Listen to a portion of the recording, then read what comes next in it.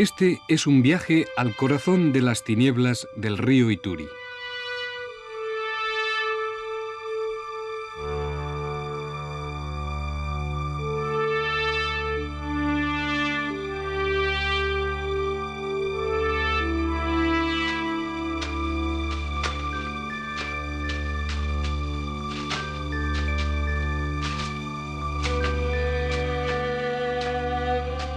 Este es un viaje hacia un país encantado que, en medio de la selva ecuatorial africana, parece cortado del tiempo, cortado de la historia, pero también de nuestras medidas habituales.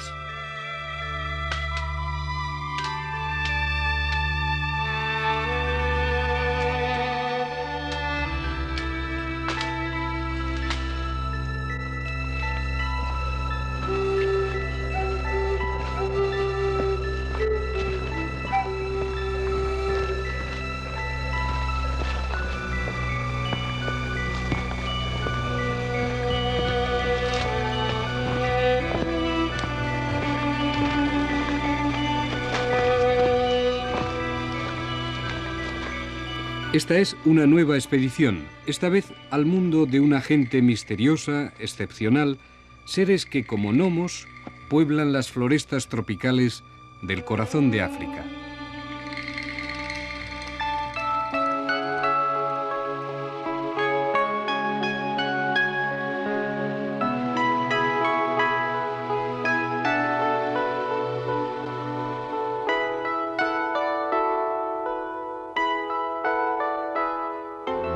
Pigmeos.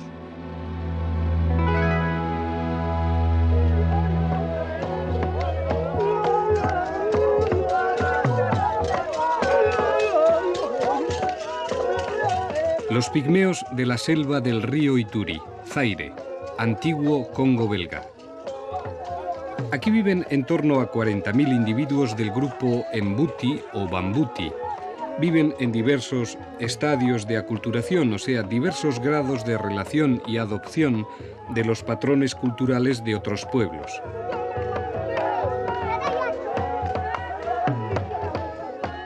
Nuestro intento hoy es instalarnos aquí, en el corazón del bosque del Olwa, en el Zaire septentrional, y compartir la vida de estos pigmeos.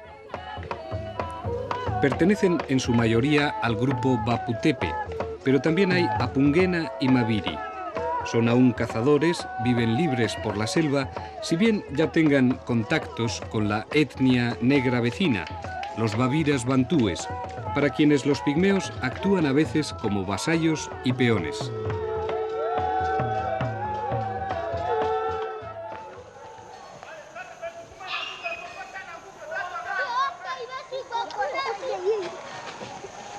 Pero su dependencia no es total. Ya desde niños, los pigmeos disfrutan así de la libertad de la selva.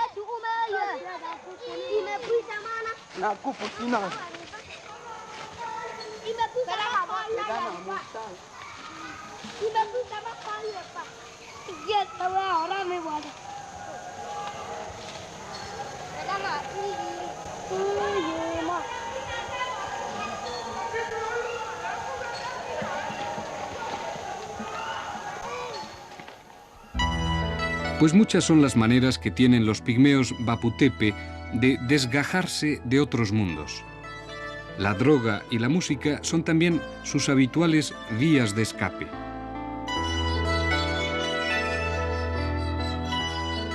Como si este poblado fuera un sitio mágico y real, como si fuera la encarnación de un nuevo y más malicioso reino de Lilliput, los pigmeos pasan una buena parte de su jornada fumando pipas de cáñamo. Si no están de caza, su vida es sus grandes pipas de bangui, de marihuana.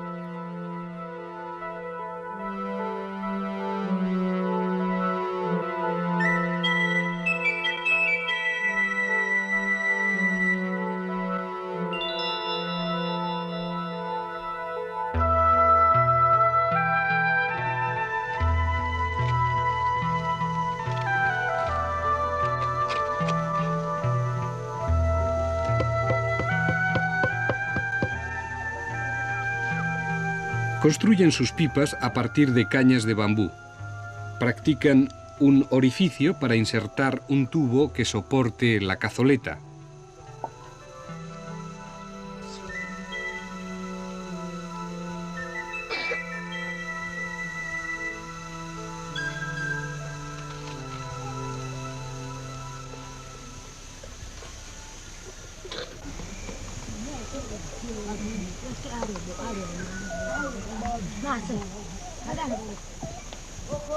Dentro ponen agua para refrescar el humo.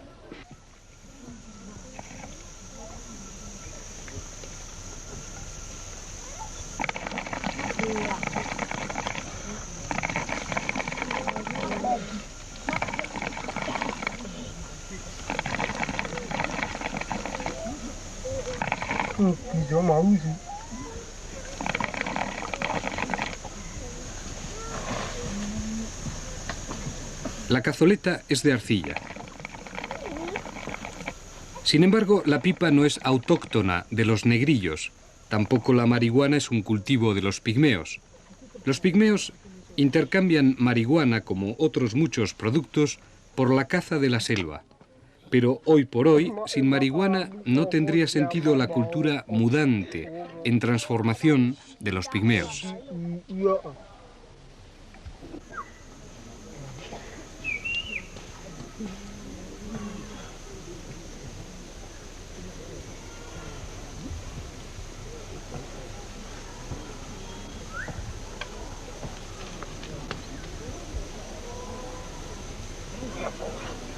Claro que los pigmeos también saben reconocer en la selva otras plantas alucinógenas no cultivadas. Por ejemplo, la silvestre medeaca, cuyos efectos alucinógenos son más potentes que los de la hierba.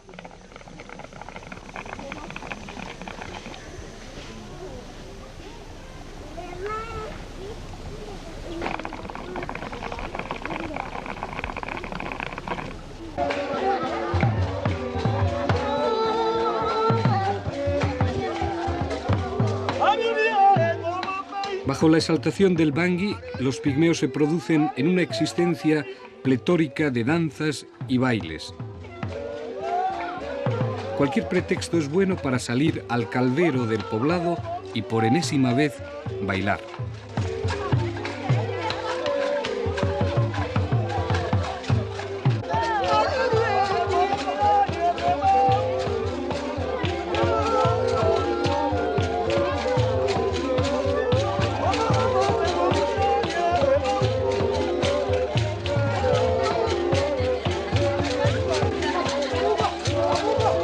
Los pigmeos representan una de las civilizaciones más primitivas y más antiguas de toda África. Son estos hombres de una estatura media de 1,40 m para los varones y 1,20 m las mujeres. Pero encontramos a veces excepciones, como por ejemplo nuestro acompañante, que apenas rebasa el 1,25 m de estatura. Loaua. Nuestro amigo Loaua, reputado como el mejor cazador de elefantes de la zona, con su 1,25 m de altura no es hombre tan infrecuente. Precisamente en su pequeñez reside la clave de la supervivencia de los pigmeos. Es la adaptación perfecta del género humano a un medio tan hostil como la densa selva tropical africana. La baja estatura permite un mejor camuflaje y también un menor dispendio de energías, lo que a su vez se traduce en una menor necesidad de proteínas.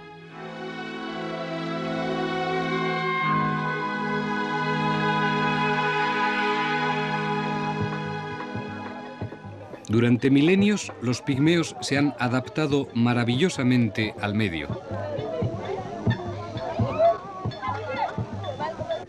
Matatu es una joven mujer pigmea que tiene 1,20 m de estatura, 14 años y un hijo de 7 meses. Vive en esta cabaña. En este mundo, donde las proporciones se trastocan, a veces cuesta trabajo adaptarse a la nueva dimensión.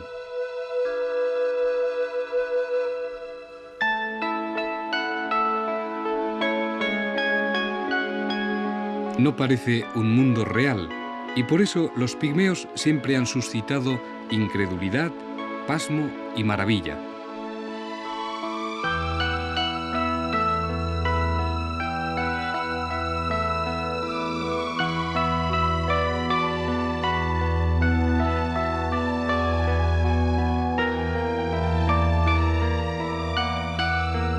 La principal diferencia entre los liliputienses y los pigmeos no radica en la obviedad de la diferencia de talla a favor de los pigmeos, sino en que los pigmeos, a diferencia de los primeros, son los auténticos liliputienses.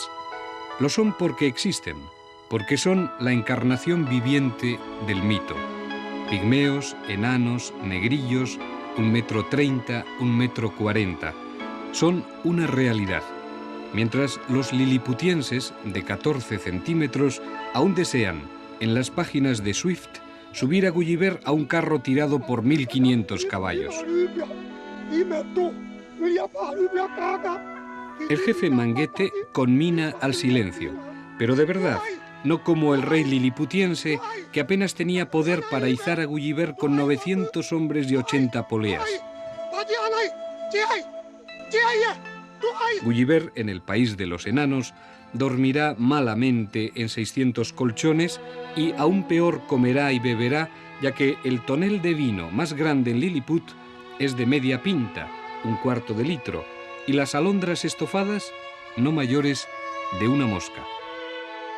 Pues bien, si todo liliputiense mide 12 veces menos que Gulliver, ¿cuánto mide un pigmeo? Hasta aquí no hemos venido, como Marlowe, en busca del misterio. Nuestros bambutis miden para nosotros la estatura del hombre y merecen nuestra admiración por la forma en que están sobreviviendo, fumando, cantando y bailando.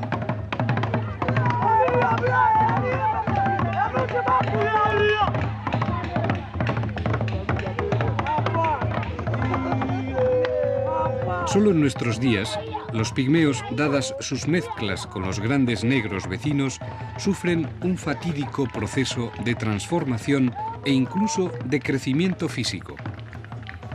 Hasta su propia danza del elefante es ya más una evocación de su pasado, dada la dificultad actual para hallar grandes presas y la existencia de ciertas prohibiciones que, aunque se incumplen, tutelan la fauna salvaje africana.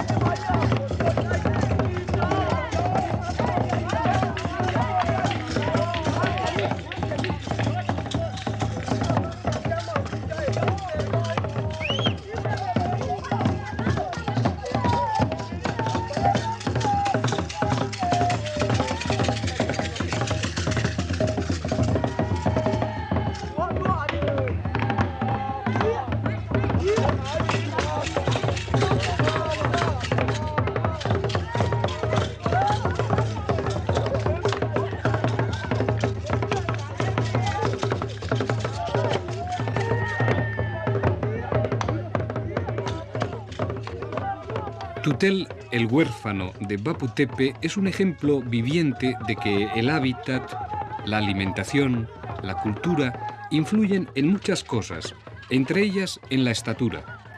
Aquí podemos juzgar su altura al lado de un coetáneo de su mismo grupo, Bapu Tepe.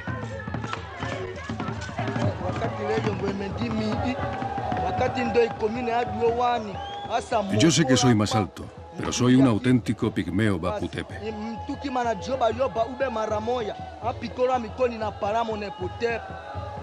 Yo soy un auténtico Bapu Tepe y además soy el primero a la hora de fumar bangui y de bailar. Este es mi pueblo. Cuando yo era un niño recién nacido, mis padres murieron. Entonces, así de pequeño, me llevaron a la misión del Olwa y allí me cuidaron.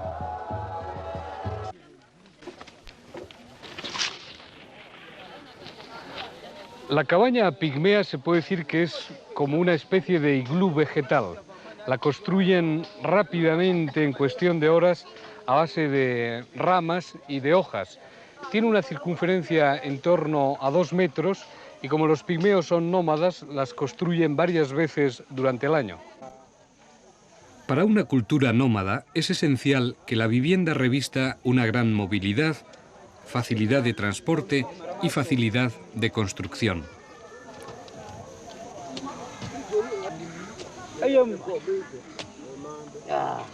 La cabaña pigmea es una obra maestra de arquitectura popular.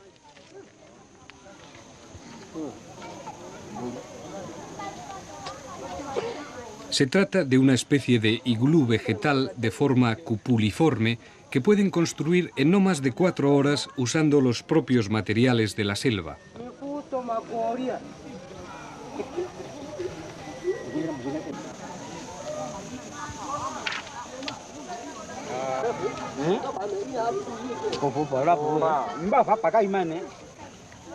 De hecho, la instalación de un poblado pigmeo obedece a 2 factores primordiales: existencia de un manantial o río cerca y existencia de abundantes marantáceas. Con hojas como estas de Friniu son con las que recubren la somera estructura consistente en varias varas arqueadas y cruzadas.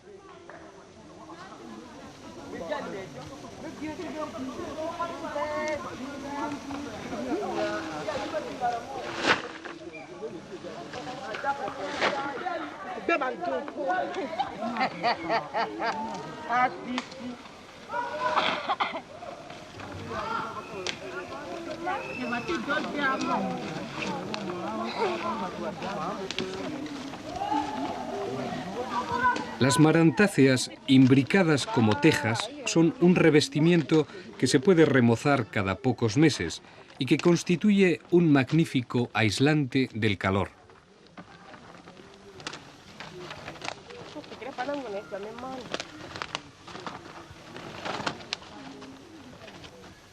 Los pigmeos o negrillos construyen este tipo de chozas, mongulu, a lo largo de todos esos países que en torno al Ecuador, a unos 13 grados de latitud, van desde el centro de Camerún al norte de Zaire. Zona de clima ecuatorial húmedo con una temperatura media de 25 grados y con una característica que da un poco la idea de su grado de humedad: carece de estación seca, con lluvias superiores a los 1500 milímetros anuales. Paradójicamente, estas hojas de Frinium impermeabilizan totalmente el interior de la choza.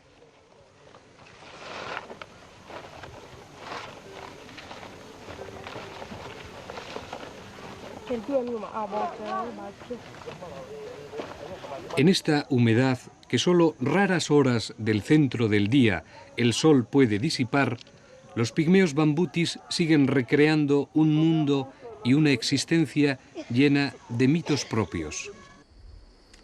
Dentro de sus cabañas, despojadas de todo adorno, los pigmeos no se creen pobres, al contrario, capaces de haber dominado un medio hostil como la selva. Sus chozas, aunque míseras, representan la cultura frente al salvajismo de la naturaleza.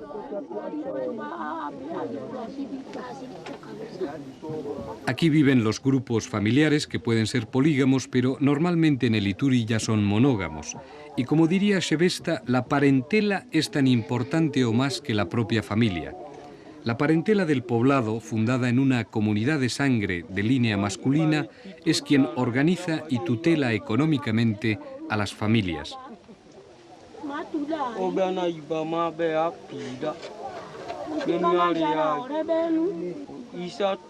Las mujeres son siempre ajenas a la parentela, pues la exogamia es práctica habitual, o sea, se toma a la mujer fuera de la parentela. Y cuantos más hijos da una mujer a su marido, más se arraiga en su parentela.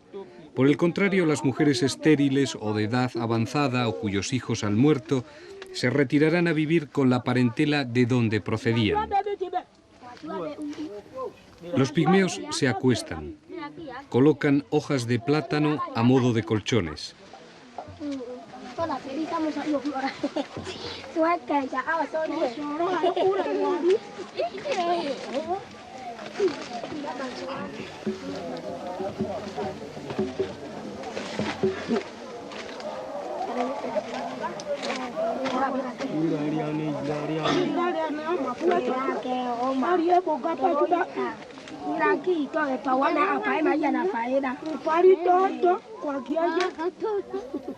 Y duermen de costado, raramente de espaldas.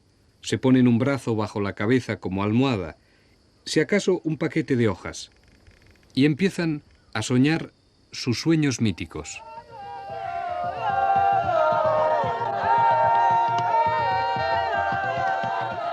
Porque pese a lo sucinto de su equipaje material, de sus utensilios, los pigmeos tienen una enorme riqueza mitológica y sobre todo una autoconsideración de ser los auténticos hombres, los verdaderos seres humanos. Se atribuyen a sí mismos la invención de la astucia sobre los monos, el haber civilizado a su manera la selva e incluso el haber inventado el fuego. El chimpancé no es realmente un hombre porque no usa el fuego. Eso diferencia a un pigmeo de un mono, según un dicho popular bambuti.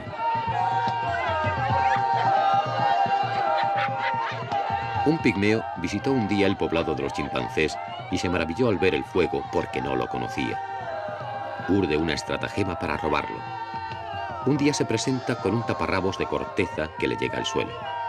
Se sienta junto a las llamas y aunque los chimpancés le avisan de que se puede quemar, no hace caso, porque eso es lo que quiere. De pronto arde su taparrabos y el enano huye a toda velocidad. Cuando los chimpancés más viejos se enteran de lo sucedido y comprenden lo que les ha hecho el pigmeo, es demasiado tarde. En el poblado de los pigmeos arden muchos fuegos. ¿Por qué nos habéis robado el fuego en vez de comprárnoslo honradamente?, gritaron los chimpancés a los pigmeos. Pero estos no se dejaron intimidar por sus injurias, con lo que los chimpancés se volvieron muy furiosos por la ingratitud de los pigmeos. Así que los monos abandonaron su poblado y se retiraron a la selva, donde viven sin fuego y sin otro alimento que los frutos salvajes.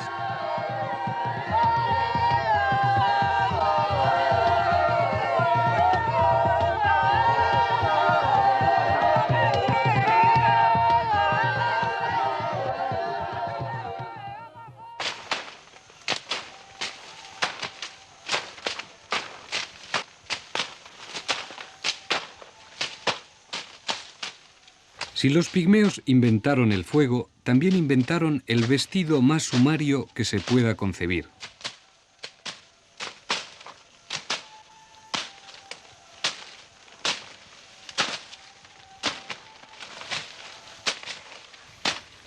Van a la selva circundante abriéndose paso a machetazos.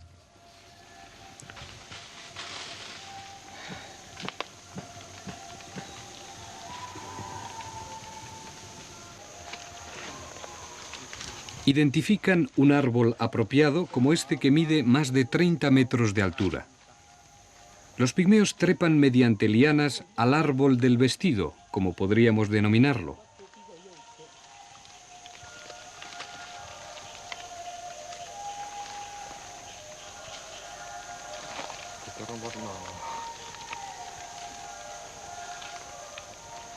Y en esta búsqueda de fibras vegetales, el pigmeo nos recuerda que ha estado en el centro del debate sobre la evolución humana, esa cadena ininterrumpida de progreso que separó a ciertos primates, a ciertos homínidos de los monos y los convirtió en seres humanos.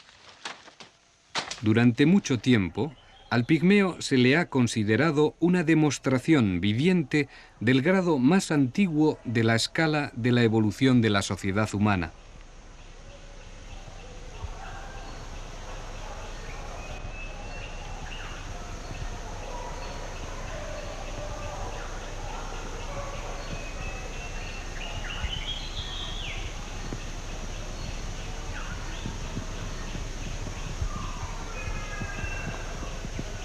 Otros primitivos pueden reclamar, pero tal vez con menor atractivo, ese borroso, casi tenebroso eslabón de la cadena evolutiva.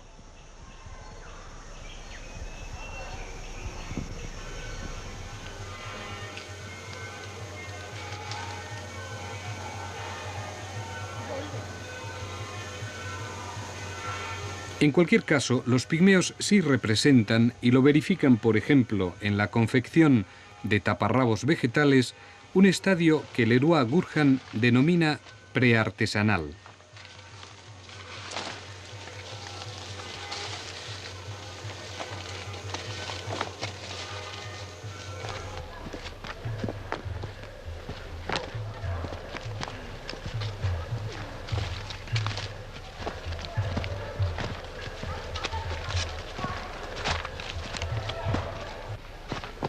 Aquí, en Bapu Tepe, cada cual asegura la fabricación de objetos que cubren las necesidades fundamentales.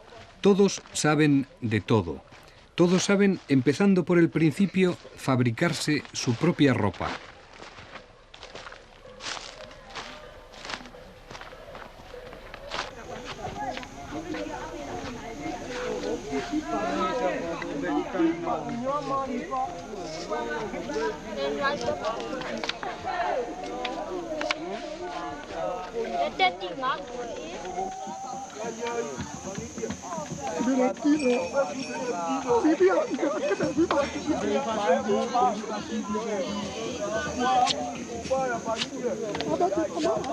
Se llama mulumba, un amplio rectángulo de corteza machacada que adquirirá una textura llena de flexibilidad.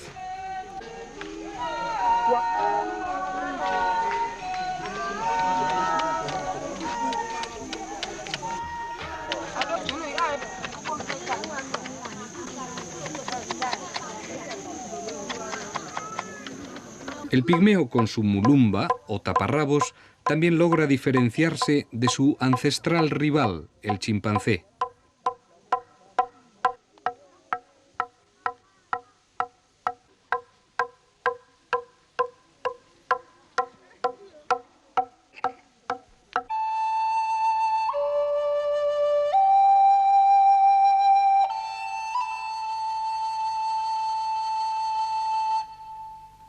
También pintan los taparrabos con pigmentos vegetales, sobre todo negro de gardenias quemadas. Bien, es verdad que hoy día les llegan harapos occidentales. De alguna forma, hasta en lo más profundo de la selva aparecerá un sostén que, más que cubrir, simboliza una nueva sujeción.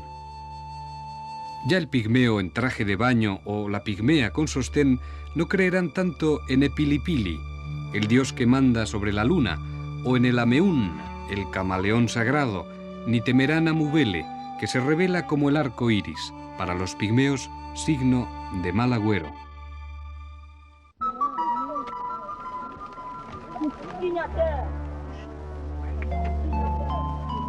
En Bapu Tepe, las 12 cabañas se despliegan en forma de semicírculo en torno a un calvero de la selva que hace las veces de plaza, de centro de reunión, de pista de baile. Frente a sus chozas tienen sus fuegos de estrella permanentemente encendidos y, salvo que llueva, siempre cocinan al aire libre.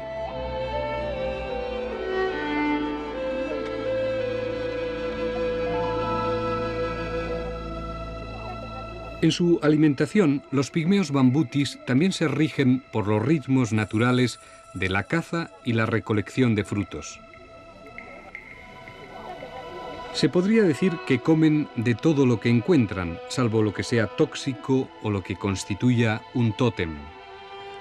Por ejemplo, los tótems más frecuentes en el Ituri son el leopardo y el chimpancé.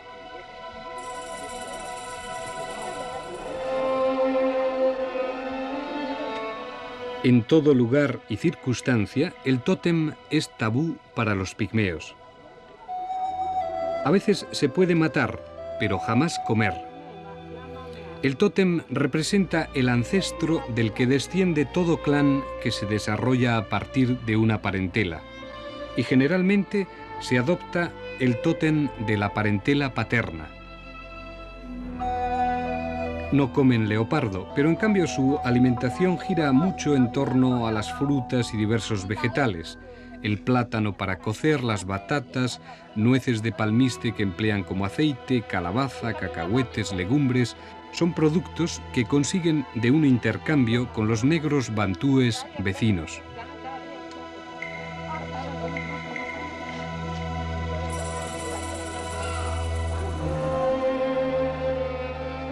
Pero también comen frutos y tubérculos silvestres, como el apá o plátano bambuti, el quizombi o patata silvestre, el tehue, una liana cuya raíz es venenosa y hay que limpiar antes, tasa, cebolla salvaje.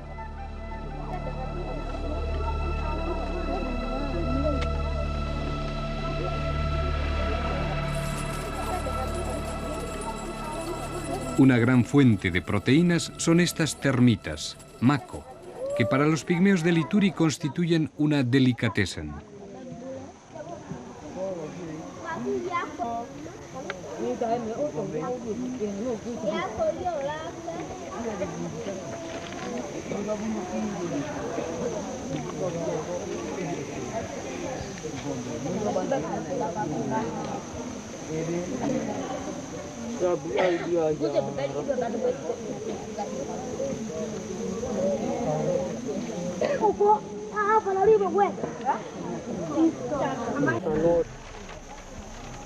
También los pigmeos comen determinadas orugas, larvas de coleópteros y gusanos de palmera, como estos que cocinan en el fuego, siempre sito ante la choza.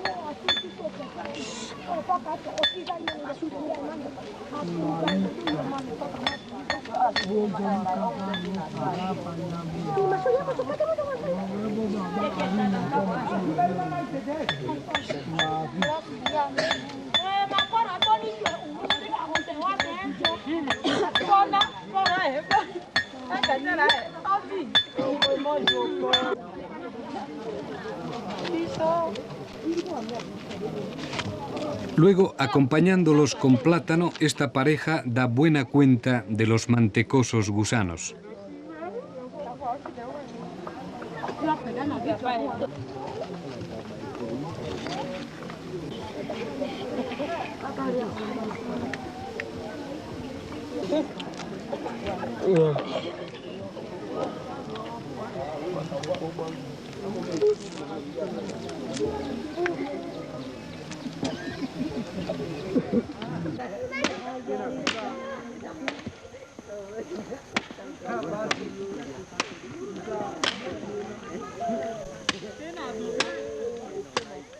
En este espacio o plaza frente a las chozas, los pigmeos construyen sus ingeniosas sillas que se componen de 4 palos. Mediante una cuerda, que es simplemente un bejuco, atan los 4 palos cruzados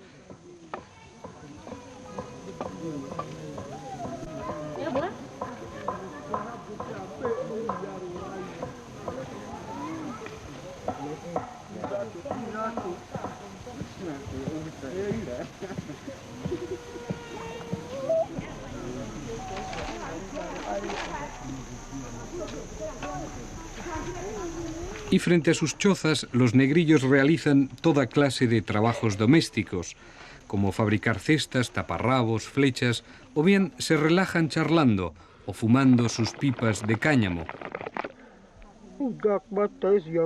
Como también comen al aire libre, usan el interior de la choza únicamente para dormir o procrear.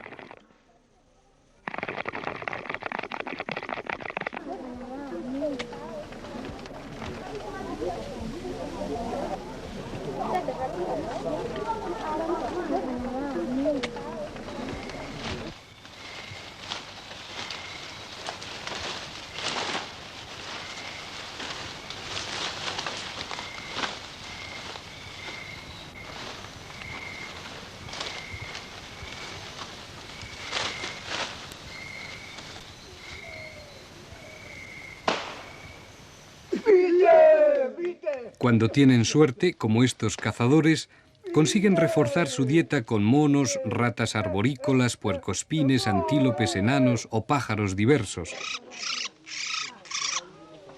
Aquí vemos unos pájaros cuyo destino final será la cazuela. Porque, como los demás alimentos, los pigmeos cocinan todo en la brasa. Los pigmeos no comen nada crudo, excepto la miel silvestre.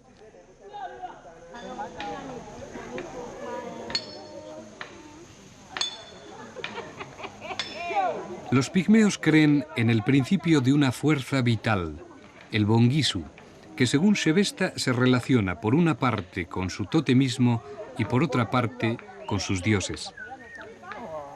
Puede suceder que hombres enfermos como este anciano reumático hayan perdido el bongisu y por eso acuden a personas que sí tienen mucha fuerza vital, como los brujos.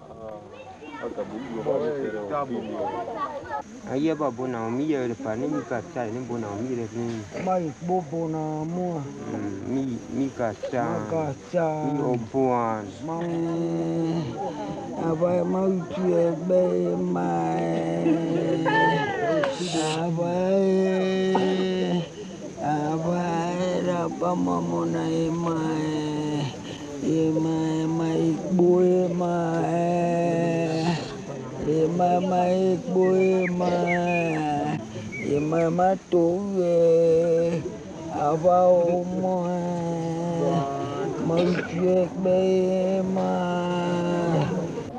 punami ayefu. La enfermedad se cura por dos procedimientos. Uno es adivinatorio, mediante el cual el brujo trata de conocer la mágica raíz del mal. El otro procedimiento ya implica ciertas técnicas, como en este caso las escarificaciones.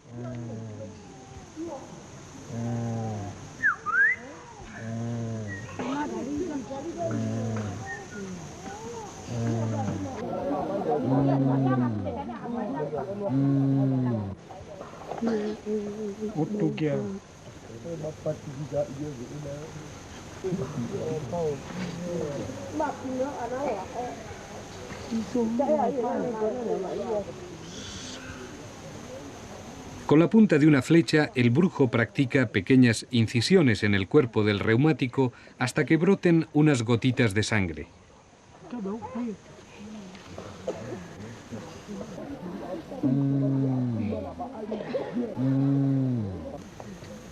Probablemente aquí entren en juego las oscuras fuerzas de la autosugestión. Igual que cuando la madre pigmea, para que su hijo aprenda antes a caminar, le rasga un poco la piel del pie y le pone un cárabo en la sangre que mana.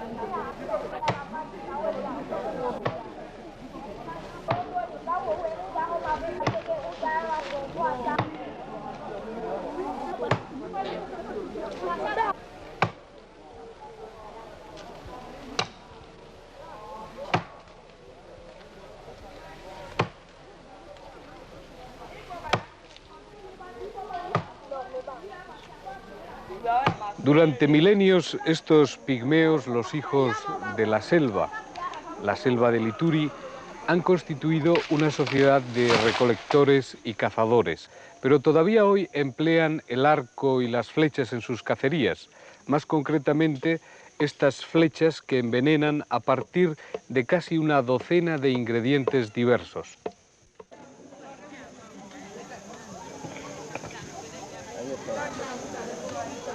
Los pigmeos son maestros en la manufactura de flechas. Deben su supervivencia a la precisión de sus flechazos y a la calidad de sus saetas. Como cultura de cazadores-recolectores, Los pigmeos no guardan nada, no tienen reservas, consumen todo en el acto o en el día. Eso les hace oscilar entre darse grandes atracones a pasar a estados de casi depauperación. Sin embargo, los pigmeos no han sabido forjar por sí mismos el hierro, producto valioso que intercambian con los grandes negros de los alrededores.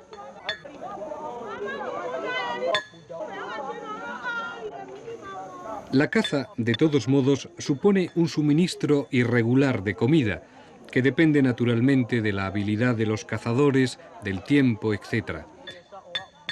Ya a principios de siglo, solo el 30% de la dieta de los bambutis era de origen animal. El resto vegetal, frutos, verduras, si acaso insectos. Hoy día aún el porcentaje de proteínas animales es menor del 30%. La confección de flechas tiene algo de procedimiento mágico, sobre todo cuando los pigmeos elaboran sus flechas envenenadas.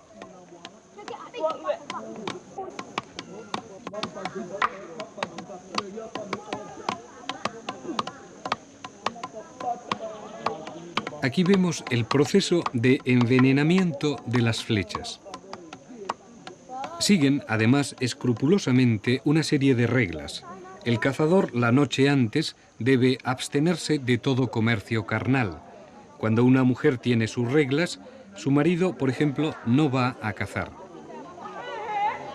El veneno con que los pigmeos untan sus flechas es una mixtura de diversas plantas, raíces, frutos y hojas que antes es necesario machacar y moler.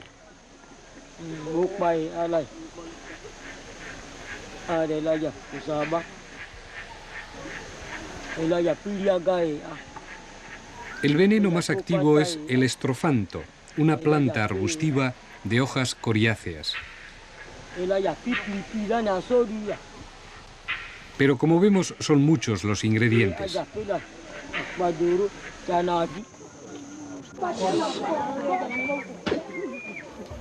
Con este veneno para flechas, los pigmeos han logrado durante siglos sobrevivir en la selva y hacerse respetar por las otras tribus bantúes.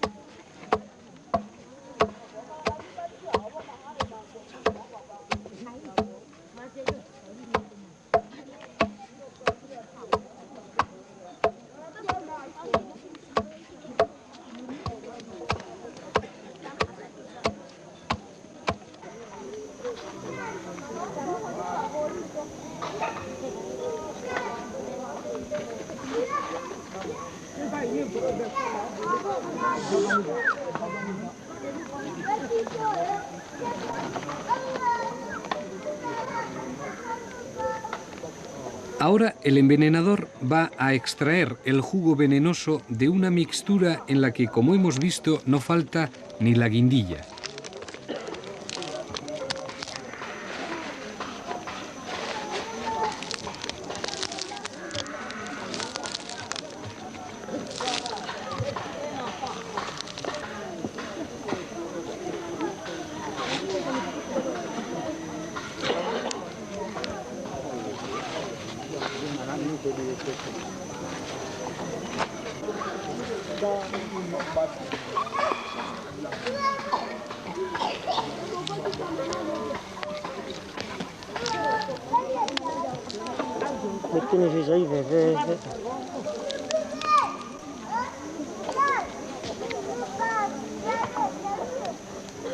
Tras untar las puntas de flechas de madera en el jugo venenoso para que se impregnen bien, se ponen a secar junto a las brasas.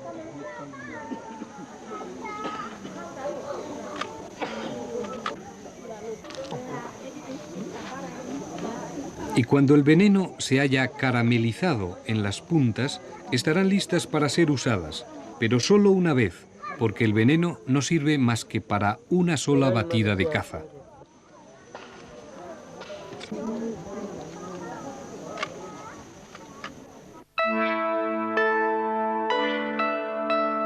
El pigmeo no es realmente negro.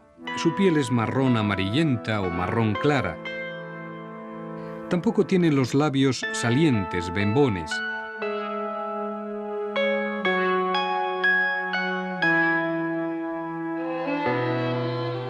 Y algunos, caso único en la humanidad, según Augusto Pangellia, tienen la nariz triangular, más ancha que alta.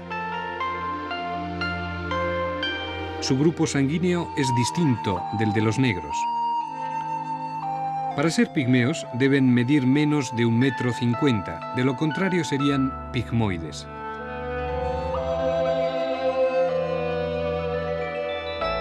Hoy día, merced a la simbiosis con otras razas negras, tanto sus rasgos como sus estaturas sufren modificaciones. En cualquier caso, aún siguen siendo la raza más pequeña de la humanidad.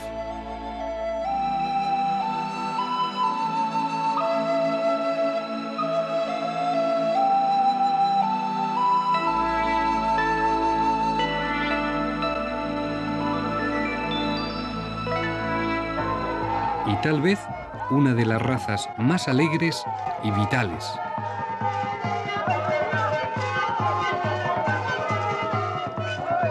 Pese a su indigencia inminente, ya que cuando abandonen la selva perderán su cultura definitivamente, el pigmeo vive esta última hora del tornasol de su historia con idéntica despreocupación, con el mismo lujo de vitalidad que siempre le ha caracterizado.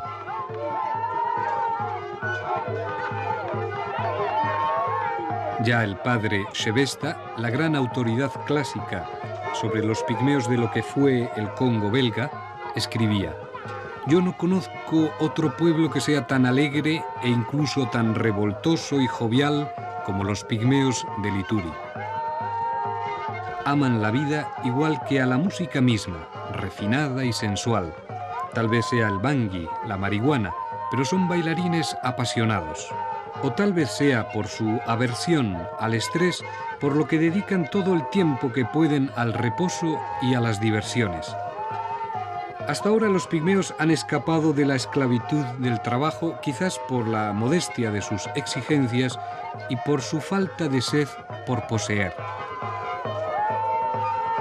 Los bailes pigmeos ya maravillaron a los faraones egipcios, entre ellos Pepi II de la Sexta Dinastía. Es decir, hace 48 siglos que los enanos del bosque ecuatorial siguen produciendo interés y recelo.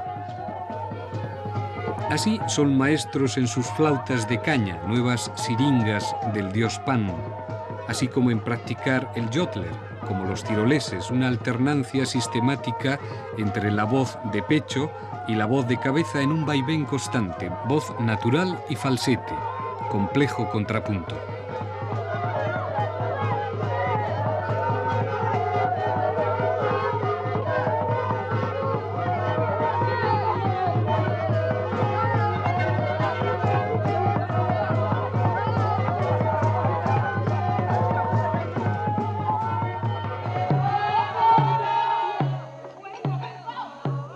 El matrimonio pigmeo, más que un tema relativo a la libre elección y al amor, parece un asunto económico al que la familia atribuye mucha importancia. En el corazón del Ituri asistimos a una ceremonia nupcial, mejor dicho, a la celebración de un contrato de matrimonio.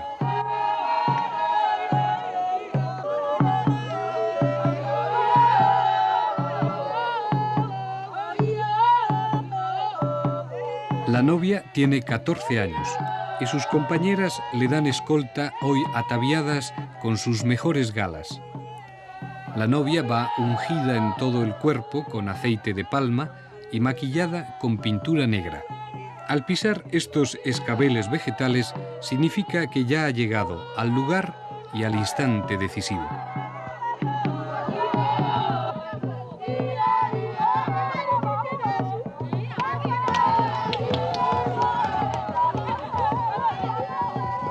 En un cierto momento, otras chicas, a medias por rivalidad o por ganas de juerga, irrumpen contra el cortejo nupcial y lo atacan, tratando incluso de estropear los tocados vegetales.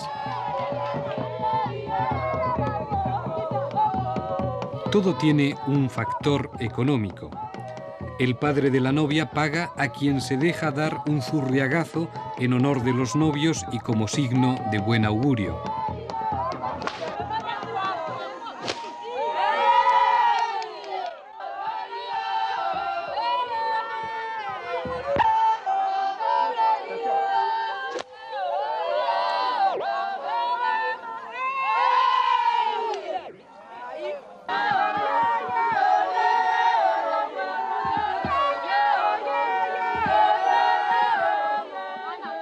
Ahora vemos al novio que llega sobre un palanquín.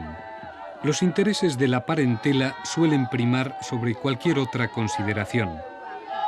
Sin embargo, entre los bambutis, como por doquier, el amor conyugal puede ser tan intenso y vivo que logre pulverizar los intereses de la parentela. Son excepciones, de todos modos, porque normalmente los novios sucumben ante el interés de sus parientes y los candidatos más interesantes para sus padres.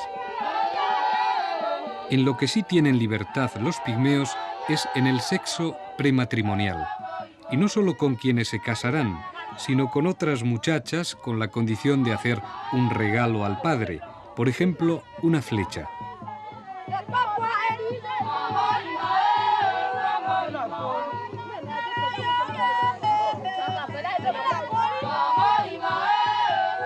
El padre del novio ahora corta las ligaduras que la novia lleva puestas en las rodillas.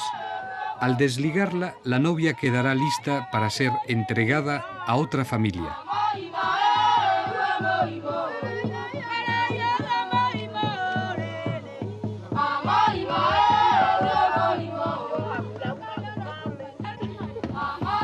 También le quita el tocado de la cabeza.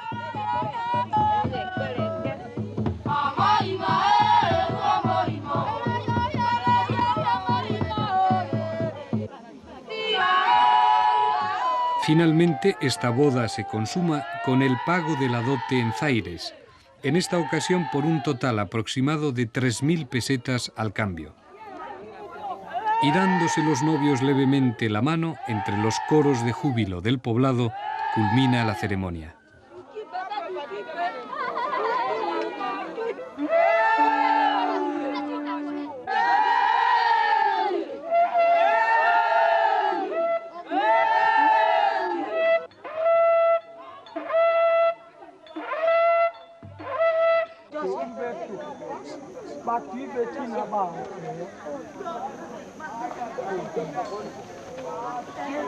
Uno de los momentos más trascendentales de la vida de los pigmeos es el encumbi, la circuncisión. Según Shebesta, la tradición del encumbi la instauró una mujer venida del oeste, llamada Amaina, y también su marido Tukulu. Ambos vieron practicar la circuncisión a los monos y pensaron en adoptarla. Hoy día, la iniciación que supone el encumbi retrocede ante la penetración misionera. Sin embargo, aquí, en el Ituri, aún la época del encumbi es anunciada por un pájaro que vuela muy alto, pero cuyo grito, piobó, es muy reconocible.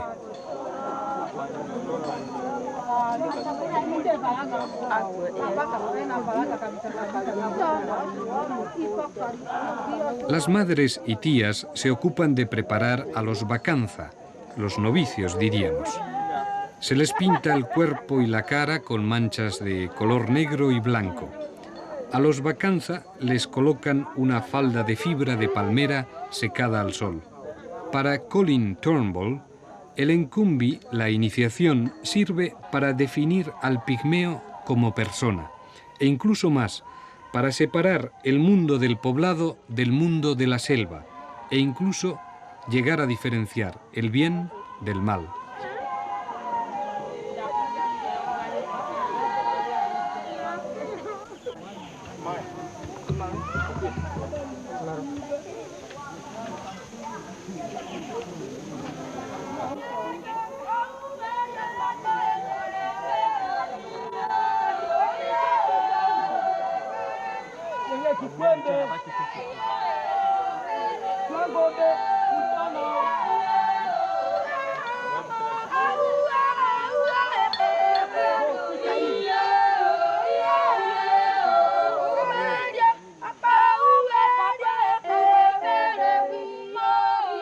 Las chicas del pueblo anuncian por doquier que la gran fiesta de la circuncisión ha empezado y los bacanza se libran a una danza acompañada por el tantam y la percusión de palos, en donde son perseguidos por una figura terrorífica y demoníaca.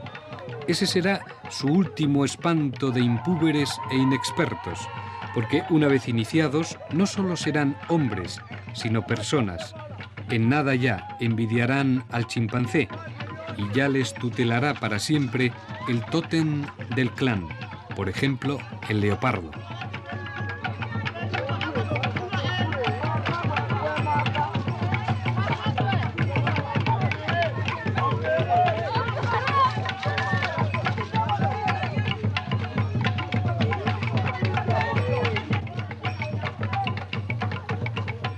Son los fascinantes enanos del Ituri, los mismos que el faraón Neferkara describía así hace 4500 años. Tú, Erkuf, anuncias en tu carta que has traído del país de los árboles y del país de los espíritus a un enano, a un danzante de Dios. Toma la ruta del norte y apresúrate a traer a ese enano a mi palacio. Pero mientras puedan, los pigmeos no cultivarán la tierra, no serán campesinos, no serán sedentarios, porque sus viejos mitos se lo impiden, o al menos, hasta ahora, se lo han impedido.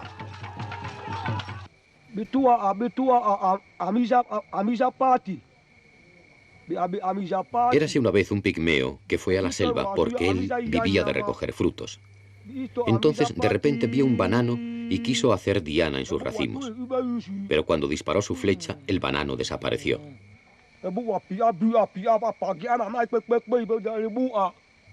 Entonces el pigmeo regresó a su casa, pero había dejado una señal en el lugar de la aparición, para decir, ahí había una cosa, pero luego ha desaparecido. Tras varios días, volvió de nuevo a la selva y encontró al banano como la primera vez. Esta vez no le disparó por miedo a que desapareciera. Se limitó a cortar un racimo de plátanos que llevó a su casa y repartió los plátanos entre la gente. Los negros bantúes, sus vecinos, felicitaron a los pigmeos y les dijeron que plantaran plátanos, que es un buen alimento. Pero el pigmeo, en vez de sacar la raíz, cortó las hojas y plantó las hojas que se pudrieron sin criar plátanos, mientras los grandes negros sí cogieron la raíz y la plantaron. Y así fue porque los pigmeos no saben cultivar, porque aquel día plantaron las hojas y no la raíz.